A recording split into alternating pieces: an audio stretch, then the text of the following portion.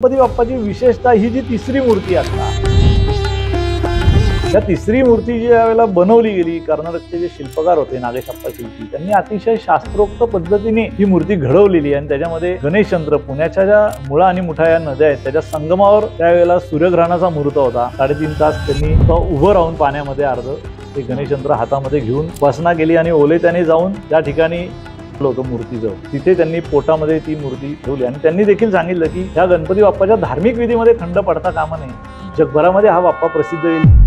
जसं आपण परमेश्वराच्या पूजेत त्याच्यामध्ये गणपती बाप्पाला प्रथम स्थान का आहे किंवा त्याची प्रथम पूजा का करतात? ज्या ज्या वेळेला ह्या सगळ्या देवतांना, ऋषीमुनींना विघ्न आलं तेव्हा त्यांनी विघ्नहर्त्याची तपश्चर्या केलेली आहे, म्हणून तो प्रथम आहे, म्हणून तो सर्व पूज्य आहे, सर्वाधिक पूज्य आहे. त्याला कुठलंही विघ्न आलेलं तुम्ही कुठल्याही ह्याच्यात तुम्हाला दिसणार नाही. एकट्या भगवान शिवपार्वतीच्या घरी 8 कोटी अवतार बाप्पांचे झालेत लीलेच्या स्वरूपात. तो विघ्न हरता पण आहे, विघ्न करता म्हणलं मुद्गल पुराण, तर काय आहे मुद्गल पुराण? हे आपलं शिवपुराण किंवा स्कंद पुराण याच्यापेक्षा कसं वेगळं आहे? या अष्टविनायकांच्या कथा म्हणजे आपल्यातले जे अष्टविकार आहेत, काम, क्रोध, लोभ, मोह, मद, मत्सर, ममत्व आणि अहंकार, ह्या सगळ्या अष्टविकारांना समजवण्यासाठी, कारण हे जे अष्टविकार आहेत हे अष्टविकारांवर फक्त नियंत्रण ठेवता येऊ शकतो, त्यांना मारू शकत नाही. हे सगळे आपल्या आतमध्ये आहेत आणि मग त्यांना नियंत्रित ठेवण्याचा उपाय, सारांश म्हणजे मुद्गल पुराण आहे. आपल्याकडे साधारण 4 युगांचं वर्णन आहे. पहिलं सत्ययुग आहे. सत्ययुग हे जवळजवळ 50% त्याचा भाग आहे संपूर्ण युगांमध्ये. त्याच्या अर्धा भाग केला तर तो त्रेतायुग होतो, त्याच्या अर्धा भाग केला तर तो द्वापार युग होतो आणि त्याच्या अर्धा भाग केला तर तो कलियुग होतो. आता आपण कलियुगामध्ये आहोत. माणसाला एकतर 2 प्रकारे त्याला जोखता येतं की त्याच्या मनाप्रमाणे जर झालं तर त्याचा अहंकार वाढू शकतो आणि त्याच्या मनाप्रमाणे जर नाही झालं तर त्याचा क्रोध वाढतो. गणपती बाप्पा मोरया किंवा जय गणेश या घोषणांच्या मागचा काय खरा अर्थ आहे?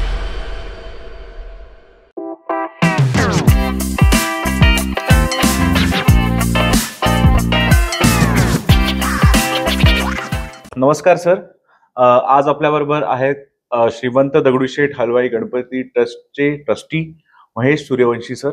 सर, आपण वेळ दिल्याबद्दल धन्यवाद. आणि आता आपला गणेशोत्सव जस्ट स्टार्ट होणार आहे, तर त्या पार्श्वभूमीवर तुम्ही आज आलात, आम्हाला वेळ काढलात, त्यासाठी धन्यवाद. मला पण खूप आनंद झाला. गणपती बाप्पाचं आणि गणेशोत्सवाच्या संदर्भात माहिती देण्याची संधी आपण मला दिली. Thank you sir. नाही सर, पण आपण मागच्या वर्षीचा आपला एक पॉडकास्ट केलेला पहिला, तेव्हाही लोकांना तो फार आवडला, फार छान प्रतिसाद मिळाला आपल्याला. तर यावेळेसही आपण आल्याबद्दल धन्यवाद अगेन. यावेळेसचा आपला विषय थोडा वेगळा आहे. आपला गणपती, आपली दैवत, आपल्या गणपतीवर जे सगळ्यांचं प्रेम आहे त्या बाबतीतला विषय आणि गणपतीचं महत्व ह्याच्यावर आपण आज बोलणार आहोत. पण एकदा तरी आमच्या सगळ्या प्रेक्षकांसाठी, भक्तांसाठी जर तुम्ही 1-2 शब्द जर सांगू शकलात आपल्या दगडूशेठ गणपती बाबतीत, थोडीशी एक सुरुवात, तर एक ते फार बरं होईल. दगडूशेठ हलवाई गणपती बाप्पा हे गणेशोत्सवाला ज्यावेळेला आरंभ झाला, लोकमान्य टिळकांनी 1893 साली केला, त्या वर्षी या बाप्पाची स्थापना दगडूशेठजींनी केली लोकमान्य टिळकांच्या हस्ते. आणि त्या वर्षापासून सुरू झालेला हा अविस्मरणीय प्रवास हा 133 वर्ष यावर्षी पूर्ण करतोय. आणि गणेश भक्तांच्या भक्तीमधून फुललेलं हे गणेश तत्व हे आपल्या सर्वांना त्याची प्रसिद्धी येते. आणि त्यामुळे आपल्या देशातली नव्हे तर जवळजवळ सगळ्या जगातले गणेश भक्त हे गणेशोत्सवादरम्यान कोटींच्या संख्येने गणपती बाप्पांच्या महादर्शनासाठी आपल्या या पुण्यनगरीमध्ये येत आहेत. ह्या वर्षी गणेशोत्सवामध्ये श्रीमंत दगडूशेठ हलवाई गणपती बाप्पांची जी सजावट आहे ही आपल्या दक्षिण भारतातलं जे सुप्रसिद्ध मंदिर आहे केरळमधलं श्री पद्मनाभ स्वामी मंदिर, ह्या मंदिराची प्रतिकृती आपण करणार आहोत. त्याचं काम देखील सुरू झालेलं आहे. आपल्याला सर्वांना कल्पना आहे की आपल्या भारताचा सांस्कृतिक ठेवा जसा वैभवशाली आहे तसे पद्मनाभ स्वामी मंदिर देखील जगातलं सर्वात वैभवशाली आणि श्रीमंत मंदिर आहे.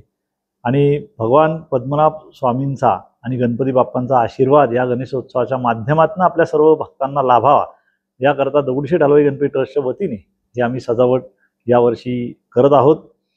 गणपती उत्सवाचं यंदाचं हे 133वं वर्ष आहे आणि आपल्या सर्वांना कल्पना आहे प्रतिवर्षी आपण भारतातली वेगवेगळी मंदिर आणि राजप्रसाद यांच्या प्रतिकृती गणेशोत्सवामध्ये साकार करत असतो, त्याच्या मागची भावना हीच आहे की आपल्या देशाच्या सांस्कृतिक वैभवाचा परिचय इथल्या स्थानिक लोकांना व्हावा आणि याच्यामधनं राष्ट्रीयत्वाची भावना ही अधिक दृढ व्हावी, जेणेकरून महाराष्ट्र आणि ते जे राज्य आहे, तिथली जी लोक आहेत, त्यांच्या विचारांची सांस्कृतिक भक्तीची आदान प्रदान व्हावी. आणि हा आपला जो भारत देश आहे, विविधता में एकता असं आपल्या याला संबोधलं जातं, त्याचा परिचय देणारा हा गणेशोत्सव आहे. आणि हे व्यासपीठ दगडूशेठ हलवाई गणपती ट्रस्टच्या वतीने बाप्पांनी उपलब्ध करून दिले. त्या दृष्टिकोनातनं ही अतिशय भव्य अशी सजावट 100 फूट उंच आणि जवळजवळ संपूर्ण जो शिवाजी रस्ता आहे तेवढी त्याची 78-72 फूट रुंदी असणार आहे. आणि ह्या वर्षी आम्ही जी वेगळी रचना जी मंडपाची करतोय, की विसर्जन मिरवणुकीला आपल्याला तिथनं रथ मार्गस्थ होत असल्यामुळे 7व्या दिवशी देखाव्याचा तो साईडचा पार्ट काढावा लागायचा. त्याची उंची यावर्षी आम्ही 25 फूट घेतलेली आहे, जेणेकरून लोकांना 10च्या 10 दिवस किंबहुना विसर्जनाच्या दिवशी देखील ही सजावट पाहण्याचा आनंद त्यांना घेता येणार आहे. आणि मिरवणुकीला देखील कुठलाही अडथळा त्यामुळे होणार नाही. त्यामुळे आगामी गणेशोत्सवाच्या आत्ताच सर्वांना मनापासून हार्दिक शुभेच्छा आणि सस्नेह निमंत्रण. Thank you sir. सर, पण आपण असं म्हणतो की गणपती म्हणजे विघ्नहर्ता, तर असं वाटत नाही का की प्रत्येकाच्या आयुष्यात थोडंफार विघ्न तर हे नक्कीच जरुरी असतं? कारण का नाहीतर जर आयुष्य विदाऊट विघ्न असतील, म्हणजे की विघ्न नसतील आयुष्यामध्ये, तर मग त्या आयुष्याला काय मजा? मग मग मग विघ्नहर्ता ही कशी का म्हणतो आपण गणपतीला? नाही, ही आपण जी माहिती देत आहे ती थोडीशी अर्धी आहे. कारण गणपती बाप्पाची सत्ता ही सगळ्या विघ्नांवर आहे. तो विघ्न हरता जसा आहे तसा विघ्न करता देखील आहे. ओके. पण तो कुणासाठी विघ्न करताय आणि कुणासाठी विघ्न हरताय ही समजून घेण्याची गोष्ट आहे.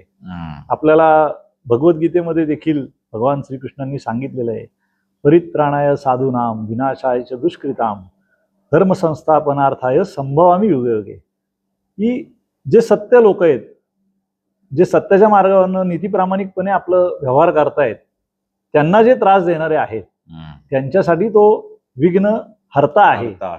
आणि जे पिचलेले आहेत, गांजलेले आहेत आणि ज्यांना मदतीची अपेक्षा आहे, अशा सर्व लोकांना संकटातून बाहेर काढणारा तो विघ्न हरता आहे. हे गणपती बाप्पाचं खरं स्वरूप आहे. बरोबर. जो जशी त्याची आराधना करेल तसा तसा त्याच्या जीवनामध्ये त्याला निश्चितपणे त्याचा अनुभव येईल. अगदी देवतांना देखील विघ्न आलेली आहेत, कारण विघ्नांवर सत्ता ही फक्त आणि फक्त गणपती बाप्पाचीच आहे. बरोबर. कारण त्यांनी केलेली जी रचना आहे ती आपल्या पाताळामध्ये राक्षस आणि शेष लोकांची व्यवस्था आहे, पृथ्वीवर मानवाची व्यवस्था आहे आणि स्वर्गामध्ये देवतांची व्यवस्था आहे. आपल्या सगळ्या कथांमधनं आपल्या लक्षात येतं की ज्या ज्या वेळेला राक्षस आक्रमण करतात पाताळ लोकावर, पृथ्वीवर, स्वर्ग लोकावर, तेव्हा गणपती बाप्पा मुद्गल पुराणामधले जे रेफरन्स आहेत त्यावेळेला देवतांच्या बाजूने उभे राहतात. आणि ज्या वेळेला कधी देवता आक्रमण करतात त्यावेळेला ते एखादा राक्षस तपश्चर्या करतो आणि एखाद्या पंचेश्वरांपैकी एखाद्या देवतेला प्रसन्न करून घेतो. पंचेश्वर म्हणजे भगवान ब्रह्मा, विष्णू, महेश, देवी आणि सूर्य. म्हणजे त्यांनी जी केलेली रचना आहे तिथे सगळ्यांनी गुण्यागोविंदांनी राहावं. जो दुसऱ्याच्या ढवळढवळ करेल त्याच्या विरुद्ध बाजूला, दुर्बल बाजूला तो उभा राहून परत हे सगळं बॅलन्स करायचा प्रयत्न करतो. कारण सर्व करता धरता हा गणपती बाप्पाच आहे. आणि म्हणूनच त्याला ब्रह्मणस्पती आपण म्हणतो. बरोबर. सर, जसं तुम्ही म्हणलात मुद्गल पुराण, तर काय आहे मुद्गल पुराण? हे आपलं शिवपुराण किंवा स्कंद पुराण याच्यापेक्षा कसं वेगळं आहे? कारण का फार कमी लोकांना त्याची आयडिया आहे. तर थोडा, कारण का हा विषय आपला आज मेनली मुद्गल पुराणावरच आहे आजचा, तर त्या बाबतीत जर थोडं सांगू शकला का मला? मी एक सामान्य गणपती बाप्पांचा भक्त आहे.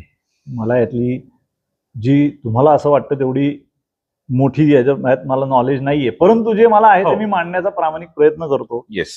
आपल्याकडे महर्षी व्यासांनी, वेदव्यासांनी जी पुराणं लिहिली त्यामध्ये 18 पुराणं आहेत. त्यातलं पहिलं जे पुराण आहे ते ब्रह्मपुराण आहे आणि 18वं पुराण आहे ते ब्रह्मांड पुराण आहे. आणि त्याच्यानंतर अधिक हायर फिलॉसॉफी लिहिली गेली, त्याला उपपुराण असं म्हटलं गेलं. उप म्हणजे अधिक श्रेष्ठ त्या अर्थाने. तर त्यातलं पहिलं पुराण गणेश पुराण आहे आणि 18वं पुराण हे मुद्गल पुराण आहे. आणि ह्या सर्व 18 पुराणांमध्ये इतर सगळ्या देवतांची पुराणं आहेत. त्यामुळे गणपती बाप्पा हा 360 आहे. तोच आरंभ आहे आणि तोच अंतिम आहे हे त्याच्यातनं त्यांना दर्शवायचं आहे.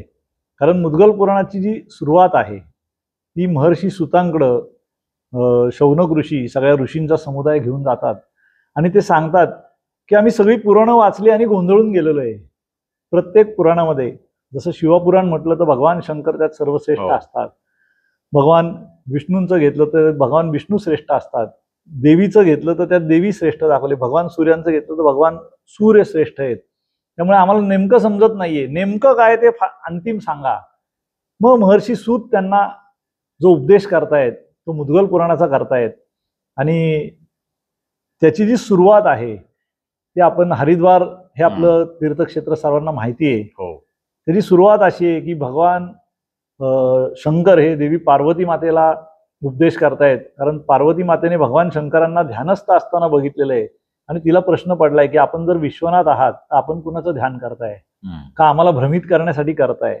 मग भगवान शंकर पार्वती मातेला जो उपदेश करतायत की आपले तू विसरलीस, आता आधीच्या अवतारात तू सती होतीस, ह्या अवतारात तू पार्वती झालेली आहेस, त्यामुळे तुला विस्मरण झालंय. आपल्या पाचही जणांचे ब्रह्मा विष्णू महेश देवी सूर्य यांचे या पंचेश्वरांचे जे गुरु आहेत ते श्री गणेश आहेत आणि त्यांचं गुणगान गाताना भगवान शंकर सुरुवात करतायत. दक्ष प्रजापती यज्ञ मंदिर असं हरिद्वारला आज देखील आपल्याला बघायला मिळतं. दक्ष प्रजापती हे सती मातेचे वडील होते, भगवान शंकरांचे शास्त्रे होते आणि त्यांनी एक यज्ञकार्य आरंभलं आणि परंतु भगवान शंकरांना त्यांनी निमंत्रण दिलं नाही. परंतु देवी सती मातेची आग्रही इच्छा होती की वडील कशाला निमंत्रण देतील, हे घरचंच असल्यामुळे मी जाते. भगवान शंकर सांगतात नको जाऊ, तिथं अपमान होण्याची शक्यता आहे. परंतु पित्याविषयी तिला ओढ असल्यामुळे ती जाते आणि तिथं गेल्यानंतर दक्ष प्रजापती तिचं खूप मोठ्या मनाने स्वागत करतात. पण स्वागत सुरुवातीचं झाल्यानंतर जी शिवनिंदा ते सुरू करतात त्यांनी देवी सती मातेचे पूर्ण भ्रमनिरास होतो आणि आपले कान शिवनिंदेने विटाळले गेलेले आहेत. ह्या भावनेने ती त्या तिथल्या जो यज्ञकुंड असतो त्या यज्ञकुंडामध्ये ती आहुती देते स्वतःची आणि स्वतःला संपवते. आणि त्या ठिकाणी जे सगळे भगवान विष्णू आणि इतर ऋषीमुनी सगळे असतात तर भगवान विष्णू तिच्या सुदर्शन चक्राने तिच्या देहाचे हे वेगवेगळे तुकडे करतात आणि ते भारताच्या 52 वेगवेगळ्या प्रांतांमध्ये ते स्थापित झालेले आहेत, ज्याला आपण शक्तीपीठ म्हणतो. परंतु त्यानंतर भगवान शंकरांना जेव्हा ही बातमी कळते तेव्हा ते प्रचंड क्रोधित होऊन तिथे येतात आणि मग दक्षांचं ते शिर उडवतात आणि मग सगळ्या देवता खूप महत् प्रयत्नाने त्यांना शांत करतात आणि शांत केल्यानंतर ते जेव्हा भानावर येतात तेव्हा त्यांना सगळा प्रकार समजून सांगतात आणि त्यांना विनंती करतात की ह्यांना परत शिर बसवा. तर तिथं त्यांनी सांगतात की यज्ञामध्ये आहुती द्यायला जे किंवा जो प्राणी तुम्हाला दिसेल तो आणा त्याचं शिर. मग तिथं यज्ञाला आहुती देण्यासाठी जो तिथे एक मेंढी असते त्याचं शिर कापून त्यांच्या शिरावर लावतात. भगवान शंकरांच्या आशीर्वादाने त्यांना प्राण येतात आणि ते बोलू लागतात. परंतु जसं ती शेळी लल असं बोलते तिला बोलता येत नाही, त्याला देखील भगवान शंकरांनी वर दिलाय. अशा अवस्थेमध्ये किंवा स्वरूपात देखील माझी जो आळवणी करेल त्याला देखील माझा आशीर्वाद प्राप्त होईल. त्यामुळे आपल्या पश्चिम बंगालमध्ये ती एक पद्धत आहे आनंद व्यक्त करण्याची. त्या पद्धतीने तिथला समाज आनंद व्यक्त करत असतो. असे छोटे छोटे बरेच संदर्भ आहेत. आणि मग हे सगळे देवता तिथनं निघून गेल्यावर दक्ष प्रजापतींच्या भाग्यवशामध्ये तिथं मुद्गल ऋषींचं आगमन होतं आणि त्यांना ते पूर्ण ज्ञानी असतात अगोदर, परंतु हे सगळं प्रकार झाल्यामुळे त्यांचं ज्ञान हे लुप्त पावलेलं आहे. अगदी थोडंसंच त्यांना आठवत असतं आणि ते मुद्गल ऋषी आल्यानंतर त्यांना नमस्कार करतात. मला असं वाटतं की तुम्ही कोणतरी महात्म्य आहात, माझ्यावर कृपा करा, मला काहीच आठवत नाहीये. मग मुद्गल ऋषी त्यांना जो उपदेश करतायत ती मुद्गल पुराणाची सुरुवात आहे. आणि मुद्गल ऋषी भगवान शंकर देवी पार्वती मातेला जो उपदेश करतायत आणि त्याच्यामध्ये विशेषत्वाने अष्टविनायकांवर भाष्य करतायत. परंतु मुद्गल पुराणातले अष्टविनायक हे वेगळे आहेत आणि त्याचा विस्तृत विवेचन हे त्याच्यामध्ये सर्व आलेलं आहे. मुद्गल ऋषी हे महान गणेश भक्त होते. मुद्गल या शब्दाचा अर्थच असा आहे, मुद म्हणजे आनंद आणि गल म्हणजे जो सतत आनंद ज्याचा ओसंडून वाहतोय. कारण परमेश्वराचं गणरायांचं जे स्वरूप आहे ते आनंद स्वरूप आहे. आनंदाला कुठलाही विरुद्धार्थी शब्द नाहीये. ती एक अवस्था आहे आणि ते सदैव त्याच अवस्थेत असतात. म्हणून मुद्गल ऋषींनी ते सांगायला सुरुवात केली आणि त्याच्यामध्ये अनेक कथा, मुख्य कथा येतात. या अष्टविनायकांच्या कथा म्हणजे आपल्यातले जे अष्टविकार आहेत, काम, क्रोध, लोभ, मोह, मद, मत्सर, ममत्व आणि अहंकार, ह्या सगळ्या अष्टविकारांना समजवण्यासाठी त्या शास्त्रकारांनी राक्षसाची उपमा दिलेली आहे त्यांना. म्हणजे कामासूर, क्रोधासूर, लोभासूर, अहंकारासूर, अशा पद्धतीने. कारण हे जे अष्टविकार आहेत, हे अष्टविकारांवर फक्त नियंत्रण ठेवता येऊ शकतो, त्यांना मारू शकत नाही. हे सगळे आपल्या आतमध्ये आहेत. खरंय. आणि मग त्यांना नियंत्रित ठेवण्याचा उपाय, सारांश म्हणजे मुद्गल पुराण आहे. असं गणराज शरणता हा उपाय मुद्गल पुराण सुचवतं. या अष्टविकारांना नियंत्रण ठेवायचं असेल तर भगवद्गीतेमध्ये 6 विकारांविषयी चर्चा झालेली आहे, परंतु मुद्गल पुराणामध्ये अष्टविकारांवर चर्चा आहे. आणि आपली जी अष्टविनायक यात्रा देखील आपण जी करतो, बरोबर, मोरगावपासून सुरू करतो आणि 8 विनायक झाल्यानंतर परत पुन्हा मोरगावला येतो. कारण 8 विनायकांना दर्शन घेतल्यानंतर तुम्ही गणेशमय झालेले असता, म्हणून त्या गणेशाला समर्पित होण्याची भावनेतनं आपण परत मोरगावला दर्शन घेतो. बरोबर. परंतु त्याचं विस्तृत स्पिरिच्युअल विवेचन जर आपल्याला समजून घ्यायचं असेल तर मुद्गलाला आपल्याला शरण जावं लागेल. खरे नाही सर, पण खूप छान माहिती दिली तुम्ही. पण आता याचाच एक फॉलोअप प्रश्न आहे की जसं आता हे मुद्गल पुराण आहे, याच्यामध्ये विकारांच्या बाबतीत, मानवी विकारांच्या बाबतीत बोललं गेलेलं आहे. पण हे आजपर्यंत एवढं लोकांना माहिती नाही आपल्या शालेय शिक्षणामध्ये किंवा कुठेही याचं काही मेन्शन आहे. तर तुम्हाला असं वाटतं का की हे लहानपणीपासनं जर मुलांवर याचे संस्कार झाले किंवा आता मोठ्यापणी पण हे जर आपल्याला काय काय गोष्टी आपल्या धर्मामध्ये किंवा याच्यात का लिहिलेल्या गेल्या आहेत किंवा का याचं पालन करणं काय किती महत्वाचं आहे, या बाबतीत तुम्हाला काय वाटतं? आपल्याला रचना समजून घ्यायला लागेल की ह्या संपूर्ण ब्रह्मांडाची जी रचना जी झाली त्याचं विस्तृत विवेचन मुद्गल पुराणामध्ये आलेलं आहे आणि अनेक ज्ञानेश्वर महाराजांच्या अमृतानुभवामध्ये देखील आलेलं आहे. अनेक संतांनी त्याचं वर्णन केलेलं आहे. बरोबर. आपल्याकडे साधारण 4 युगांचं वर्णन आहे. पहिलं सत्ययुग आहे. सत्ययुग हे जवळजवळ 50% त्याचा भाग आहे संपूर्ण युगांमध्ये. त्याच्या अर्धा भाग केला तर तो त्रेतायुग होतो, त्याच्या अर्धा भाग केला तर तो द्वापार युग होतो आणि त्याच्या अर्धा भाग केला तर तो कलियुग होता. आता आपण कलियुगामध्ये आहोत. बरोबर. सत्ययुगामध्ये सगळ्यांचं आचरण हे नीती प्रामाणिकपणे आणि यम नियमांप्रमाणे होत असल्यामुळे त्यावेळेला कुठलेच विकार हे नव्हते. त्यामुळे सत्य बोलणाऱ्यांचंच ते युग होतं. खरंय. आणि त्याच्या नंतरच्या युगांमध्ये हे फरक पडत गेले आणि मानवी मूल्यांचा जसा जसा ऱ्हास होत गेला आणि हे विकार जसे प्रबळ होत गेले तसं तसं आपल्यापासून सत्य दुरावत गेलं. त्यामुळे आपल्याला आज ऐक्यू माहितीच्या नुसार बरोबर आपल्याला हे करू नये इथपर्यंतच आपल्यापर्यंत ही माहिती आलेली, परंतु का करू नये याचं जर आपल्याला माहिती पाहिजे असेल तर आपल्याला या सगळ्यांचा थोडासा अभ्यास करावा लागेल शास्त्रांचा. ही सगळी संपूर्ण आपण गुढीपाडवाची जर आपण सुरुवात केली भारतीय संस्कृतीमध्ये, चैत्र प्रतिपदा हा जो दिवस आहे हा सृष्टी निर्मितीचा दिवस आहे असं मानलं गेलेलं आहे. बरोबर. ज्या वेळेला परब्रह्म परमात्मा भगवान श्री गणेशांना असं वाटलं की मी अनेक रूपात नटो, एको अहम बहुश्यामी, म्हणजे मी अनेक रूपात नटो असं वाटल्यानंतर त्यांनी स्वतःच्या शक्तीने एक योगमाया निर्माण केली जिला देवी वल्लभा असं म्हटलं गेलं. आणि त्या दोघांच्या संयोगातून ही एक महाअंड तयार झालं आणि त्याच्यातनं गुणेश बाहेर आले. त्या गुणेशांना दशभुजा ते होते आणि त्यांच्या हातामध्ये सर्व अस्त्रशस्त्र होती आणि गुणमयी सृष्टी त्यांनी निर्माण केली. म्हणजे 10 हात होते. हे 10 हात कशाचं प्रतीक आहे? हे जे ब्रह्मा विष्णू महेश देवी सूर्य हे जे पंचेश्वर आहेत त्यांच्या हातामध्ये जी जी आयुध आहेत त्या 5चे 2-2 हात मिळून 10 हात, त्या सगळे मिळून एक गणपती बाप्पा आहे हे दर्शवण्यासाठी ती रचना आहे. आणि या पंचेश्वरांनंतर जे नादब्रह्म आपण ज्याला म्हणतो ओंकार निर्माण झाला, म्हणजे शब्द ब्रह्म निर्माण झालं. हे शब्दाला माध्यम म्हणून आकाश निर्माण झालं. नंतर वायू निर्माण झाला, वायूला माध्यम म्हणून स्पर्श निर्माण झाला. बरोबर. त्यानंतर रूप निर्माण झालं, रूपाला माध्यम म्हणून तेज निर्माण झालं.